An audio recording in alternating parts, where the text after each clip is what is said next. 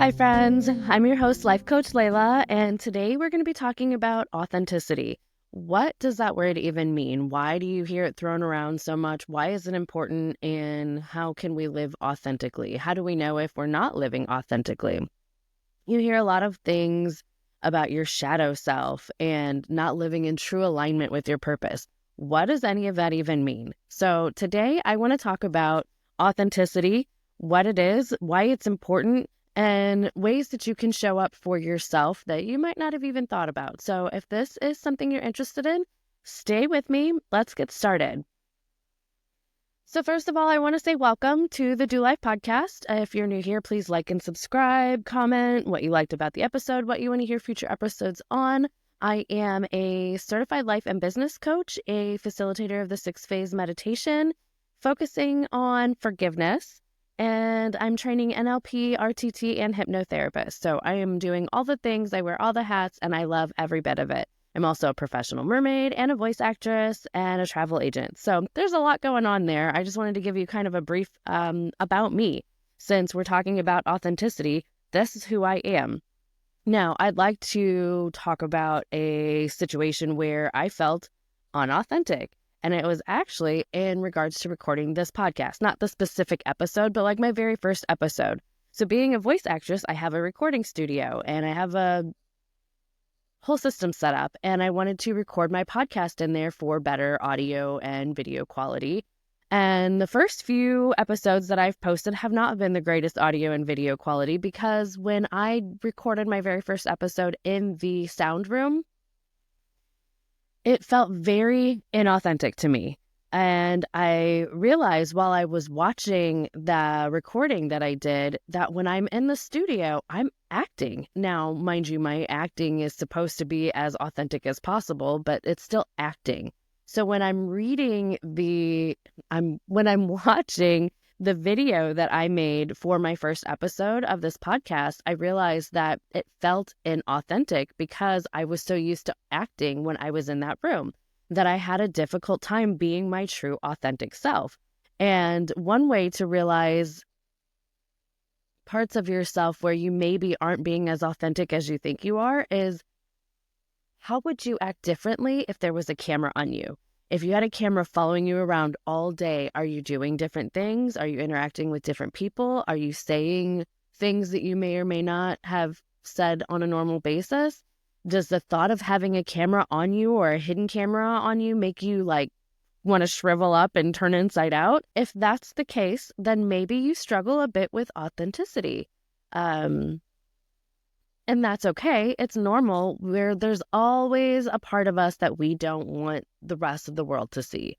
And that's what we call our shadow self. And that word or phrase has been more prominent recently with the rise of metaphysical things and energy healing and all this other stuff, because it's a part of who we are.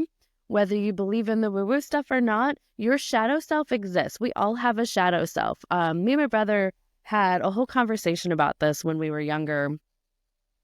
I ended up dating his best friend for like 15 years now. And we realized that the reason me and him connected so well is because we didn't have to fake who we were. I was his best friend's little sister, and he was in a committed relationship with someone, had a baby and everything with them when they were like 14. So like we were never fake around each other, I guess, for lack of a better term. We were always authentic because we were off limits. So we weren't trying to impress them or be somebody we weren't. We were free to just be ourselves and be comfortable. And then that created a bond between us that you just don't get every day. And that was, the conversation me and my brother ended up having was, he called it your representative, which is the opposite of your shadow self. Your representative is the person that you want everybody to see and portray you as. That's the personality that you want to give out to the world. That's where when guys are dating girls and they meet them in the bar, they put on this big machoism, and I'm not saying everybody, but a good majority of them, at least in my experience, they put on this big macho persona that they want you to believe that they are. And then behind closed doors, there's this big soft baby. Not that there's anything wrong with either of those things, But that's not being authentic. That's not showing me who you really are up front. That's your representative. That's who you want me to think you are. And again, there's not necessarily anything wrong with that as long as you're not being fake. If this is a part of you, if you are a big macho man or whatever, and this is the part that you want me to be attracted to, there's nothing wrong with that. What's wrong is when you're pretending to be that person and you're not actually that person.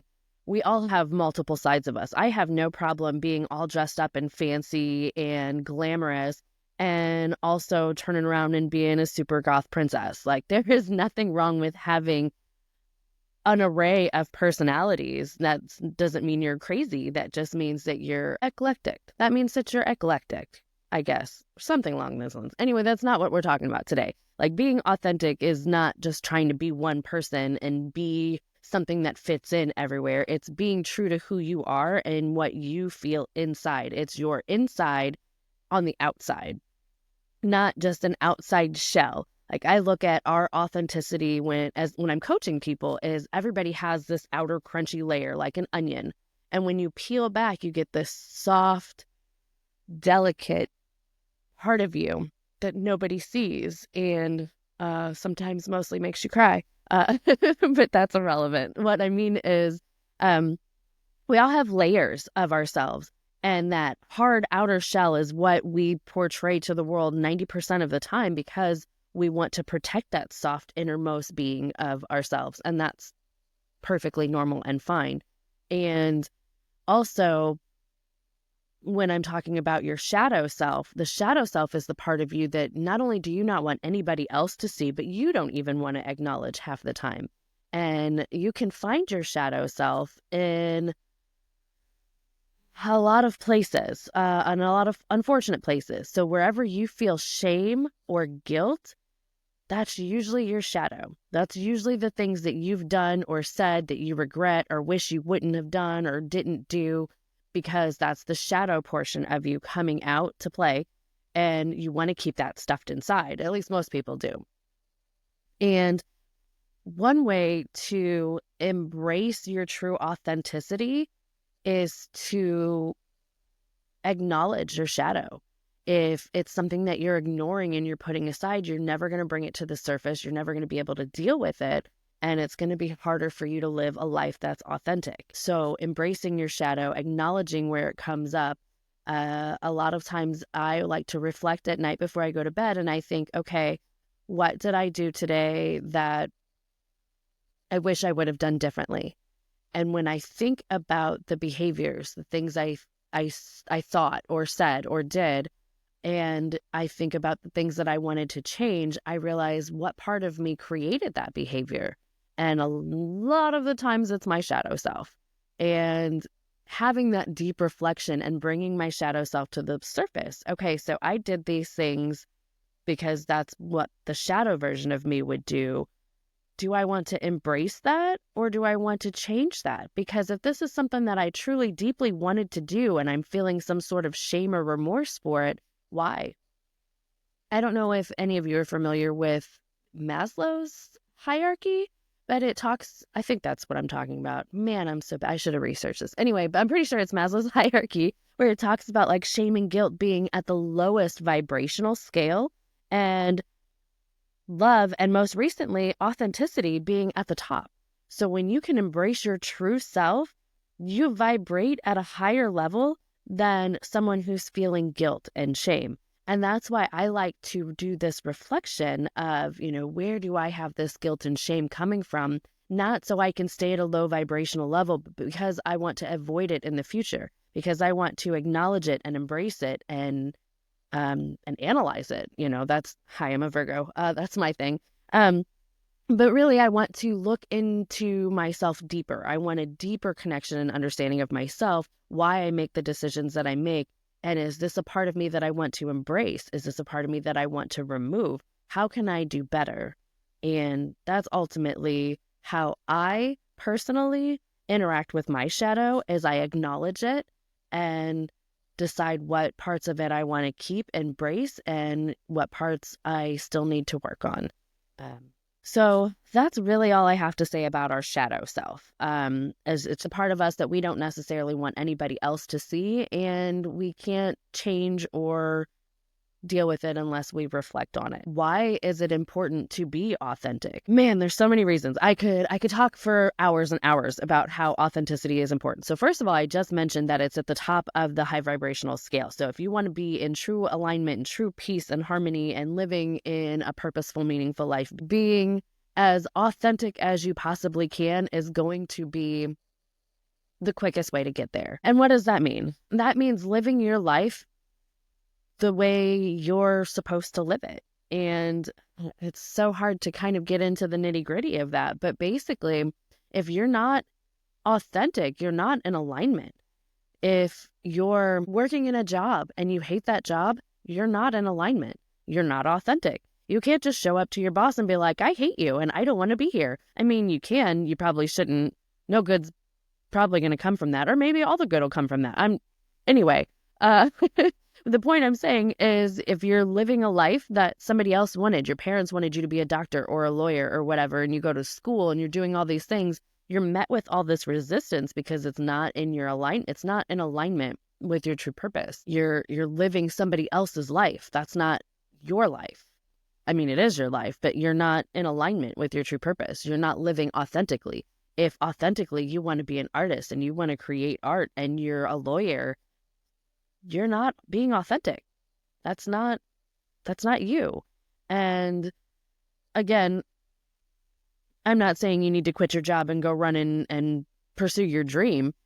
You should maybe think about options and ways that could do that, but kind of do a deep reflection. Like, are you living in alignment with yourself? Are you being truly authentic with yourself? Are you authentically happy in your relationship with your spouse, with your partner, with your career, with your job, with your business partners, with your friends? Are they supporting you? Do they know the real you? When you're not living authentically, you can't form deep, meaningful relationships. And you might think you have that, but it's fake. It's all surface level. If you're not authentic, you're not the real you, those people aren't in love with the real you. They're in love with your representative.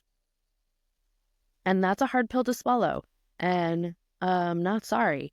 But when you think about true, authentic friendships, can you be open and honest with somebody? If you can't, then what part of you are you hiding?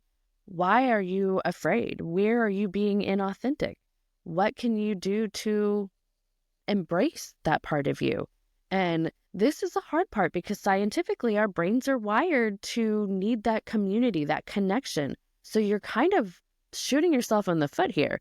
In the deep genetic form of ourselves, we want to communicate and connect with people on a deep emotional level because we needed that for survival. Back in caveman days, groups were important for your survival. If you were excommunicated from the tribe, you died most of the time because we thrive as a community. Humans are meant to be a community. We're deeply genetically predisposed to want to be in a community and have deep, meaningful relationships with people.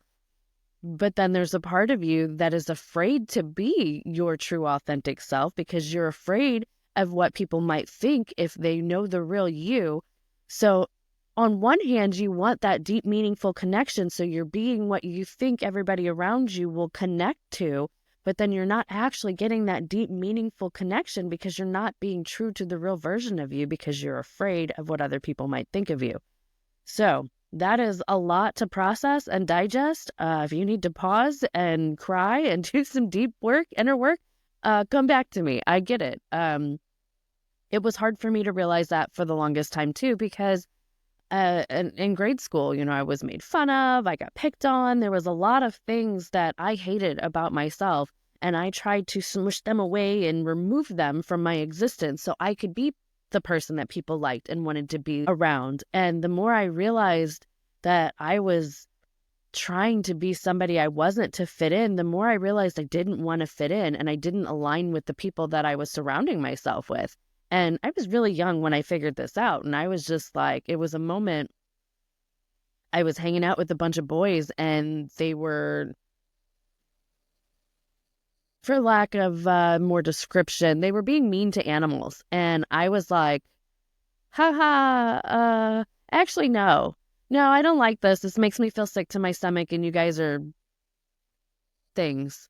And I decided I didn't want to be around that. I didn't want to pretend that I liked that.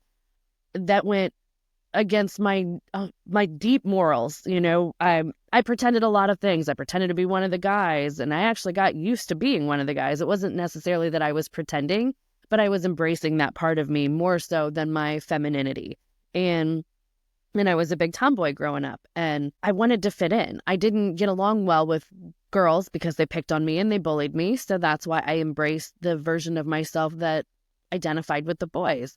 But then the boys started doing things that I didn't agree with at all. And then I decided that I would rather be alone by myself and not have any friends than be friends with people that were fake and picked on me or were doing things that went directly against my moral values.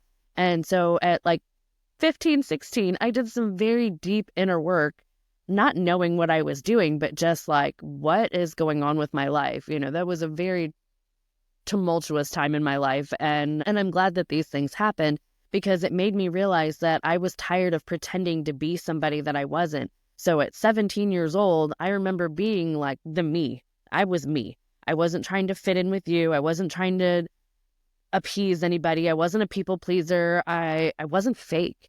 And ever since then, I've been me. The me that you see right now is the me that you're going to interact with on the street. The me that you date is the me that you see right here. Like, there is no facade. There is no fake. I try to be as authentic as possible. Now, there's parts of me that not everybody gets to see. Like, I have a really hard time being vulnerable, and there's a very few people that I will let into that side of me, but I don't feel like that's being inauthentic. That's just reserved for special people, and there's nothing wrong with that. So I said all of that to basically say that you can't form deep, meaningful relationships with people unless you're being your true self. If you're being the fake version of yourself, you're never going to truly connect with people. I don't want to say you're never going to truly be happy, but I mean, are you though? Like, if you're not you and you've built this whole life, this whole system, this whole career on somebody else's goals and dreams that don't align with what you deeply, really, truly want to do, are you really, truly happy? Or are you just pretending like you've pretended everything else?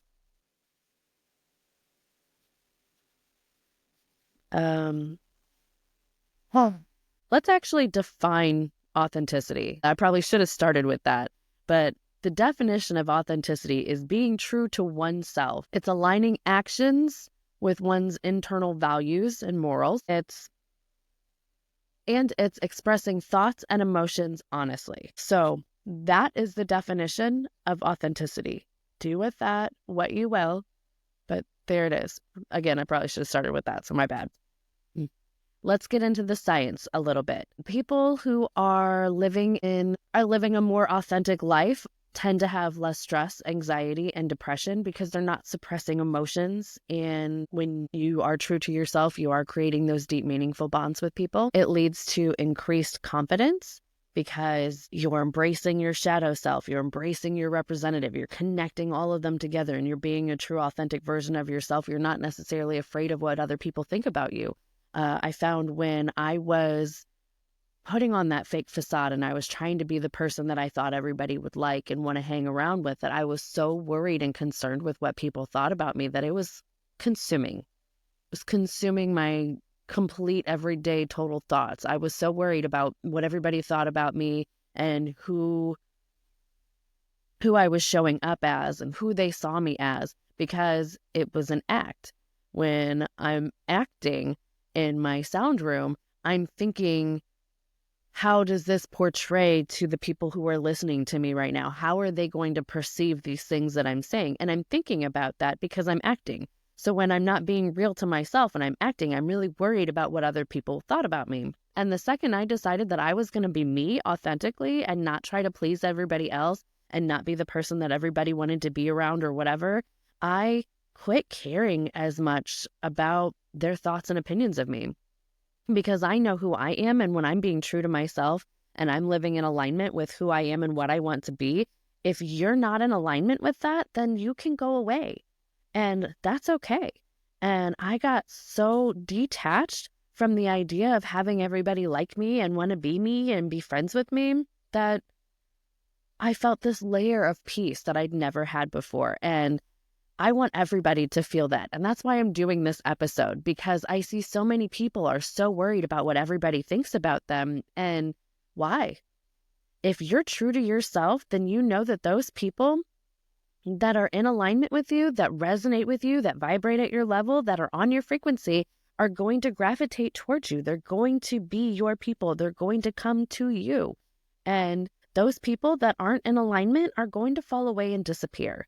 And sometimes that hurts our feelings, and sometimes it's really sad, and sometimes it's just life. And the more you level up and the more people drop off, the more you realize that you have to almost detach from who you are to be who you want to become, or be who you're meant to become. And that includes detaching from people and situations and jobs and careers and friends. And it doesn't have to be an ugly disconnect. Sometimes people can just fade away, and that's okay. And it's okay to embrace the change. And so many people just want to be complacent. And so to keep that complacency, they try to change and mold and adapt who they are. They try to stipend who they're meant to be because they want to stay where they're at. And while I don't think there's anything wrong with that, I also think it's kind of sad, because you're holding on to that comfort. You're just here and you're afraid of what the next step is. So you're going to continue to be this person, and you're trying so hard to be this person. And I was listening to something from Abraham Hicks the other day, and she explained it so well. And she said, you're in the canoe, you're in the raft, in the river. So you're on the right path, you're in the right place, but you're paddling upstream because you have to prove something, and you're doing all this work to stay where you're at. And if you would just put the paddle down and let the river take you where you're supposed to go and just go with the flow, life would be so much more easy. And I think about that a lot when I think about trying to stay in situations I've outgrown, trying to maintain friendships with people that aren't in alignment with me anymore. It's a struggle. It's a battle. And you're paddling upstream with all your might to stay where you are.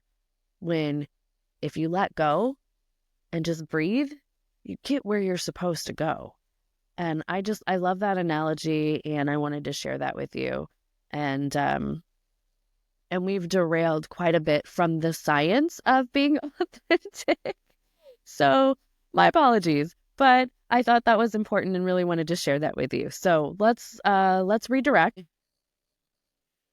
Let's talk briefly about the neuroscience in the brain. When you're being authentic or living authentically, it activates the prefrontal cortex in your brain, which regulates your self-emotion, your decision-making, your moral reasoning. Those are all pretty neat things to strengthen and have. And again, when you're living authentically, that is activated, which is kind of cool. And then there's also a dopamine reward system. When you're living authentically is an intrinsic motivator leading to that feeling of rewarding. So instead of like doom scrolling on your phone, just live authentically and you'll get the same dopamine spikes. Okay, so that was a little bit about the science. Let's get into the metaphysical portions because, I like that little balance of both. So metaphysically, you hear about like the Taoist, and they talk about how everybody has an energy and a vibration and alignment. And when you're living authentically, you're going to live in more alignment. And like I talked about, that ease and flow of life, you'll see a lot of divine synchronicities, things that just make sense. Oh, I was thinking about this person and they called. Oh, I wanted this job opportunity and it just showed up, or somebody came with something better. Little things like that. So when you're living authentically, you're going with the flow of the universe and life will be easier. Now, I'm not going to say that you're not going to come with any kind of struggle or hardship, because we do have free will and we don't always make the best decisions or the right decisions. And I don't want to say there's a right or wrong decision, because even so-called wrong decisions teach us lessons and things that we learn that move us forward and create and mold and shape who we are to begin with. So I hate the phrase right or wrong or good or bad. It's just lessons. But when we're living authentically, we are vibrating at the highest level of that hierarchy, and we're more in attunement with our true selves, our higher selves, our highest versions of ourselves. And when you're being true to yourself, you're at that high vibration. And if you know anything about the laws of the universe, there's the law of attraction, law of oneness, all these other things. When you're in that vibration, all of the laws of the universe seem to work in your favor. And who doesn't want that? So even if this is just woo-woo, if there's a slight chance that it's true and my life could just be so smooth and so easy by being who I am and living authentically, then I am 100,000% always going to try to do that. And then the one other thing I'll say about the metaphysical properties about being authentic is your throat chakra is directly connected to your authenticity. So speaking truth, saying what you want to say, not being afraid to speak up or speak out or be yourself or say your true feelings and emotions, which ties into the scientific portion of it. But being your true self, your authentic self, is in direct correlation with that throat chakra. So just kind of keep that in mind. If that's something that you struggle with, maybe look into some things that might help you out in that department. So we talked about some of the challenges of embracing your authentic self. And, you hear imposter syndrome. That is afraid of being authentic. Because if you're doing something, you're in alignment with doing that thing, that's the thing that you should be doing. And when you get that imposter syndrome, it's because you're comparing yourself to others. It's because your shadow self is there trying to talk you out of it and telling you these things. So there's a lot of complications with embracing your authentic self. I'm not going to act like it's easy. And that's why I do a daily reflection. And even after doing a daily reflection, I still struggle with certain areas of myself that I don't want to embrace, or I don't want to exist. And I'm like, how can I make this go away? How can I make it better? And sometimes it's not always the right decision. Sometimes it's like, how can I make this a part of me?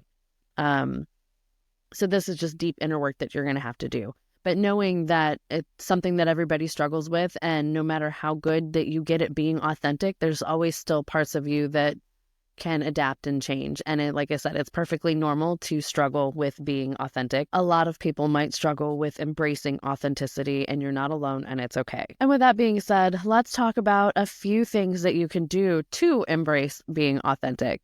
So one is, we talked about deep reflection and inner work. There's all these mindful practices. I mean, you could just Google mindful practice on authenticity and like all kinds of things show up. So I'm not going to go into deep details about that. That's something that you can do on your own if you really want to go deeper into this. Something else that you can do is learn how to be vulnerable. Ugh. I hate it. No, I don't. Yes, I do. Anyway, but yes, being vulnerable and opening up to people. Do you have somebody in your life that you trust, that you feel like you can actually be your true, open, honest, authentic self with? And if you're like, maybe this person I might maybe be able to trust, see what happens if you open up to them. Now, don't come at me if it ends poorly. Again, there's just lessons. So if you go to be open and honest and vulnerable with someone and it comes back to bite you, then that means that those people aren't in alignment with your true self. And that's not my fault. Don't come at me. But like I was saying, being open and vulnerable with somebody and showing them how authentic you can be, if they embrace that, if they acknowledge that, if they accept that, then they're your people and they're there for you and in alignment with you. And that's just one way that you can work on being a better version of yourself. And if those people don't resonate with that and they run away and they disappear, and they don't want anything to do with you, then they did you a favor, because you don't want to spend the rest of your life with someone who doesn't love and appreciate the real version of you, because they were just in love with your representative or just friends with your representative.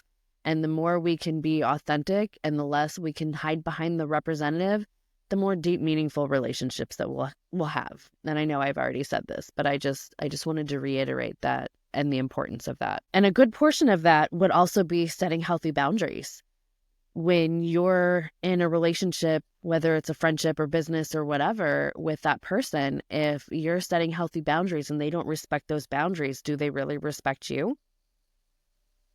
Something else to reflect on. So you're setting boundaries, you're being vulnerable, you're doing mindfulness practice, you're self-reflecting. These are all ways that you can learn your authentic self and embrace it and be more in tune with it. So in conclusion, being authentic is important for your mental health, for your spiritual health, for your emotional well-being, for a multitude of reasons that we're not going to recap. You were here. Um, So yeah, that's just something that I felt very passionate about and wanted to share because I'm working on building a course on being more confident. I've had a lot of people tell me they wish they had my confidence, and I'm just like, this is such an easy thing. So I thought I would put a little course together. It's not here yet, so I can't direct you to that. But in doing a little bit of planning and going through the motions of this course, I realized that the easiest way to be more confident, and that was my turning point, was being authentic. When you're authentic, you don't care as much about other people's feelings and opinions, and it was like an immediate confidence booster when you are you. And I want everybody to be you. Well, I don't want everybody to be you. I want you to be you, but I want everybody to be themselves. All right. That's it. I'm done rambling. Thank you guys so much for being here. Like I said, like, comment, subscribe. If you want to go deeper, I will have links to my website, my one-on-one coaching down below. Let me know what you thought about this episode, anything you want to hear future episodes on. Again, I appreciate you guys so much. I love and honor and thank you. Let's go do life authentically. Bye, guys.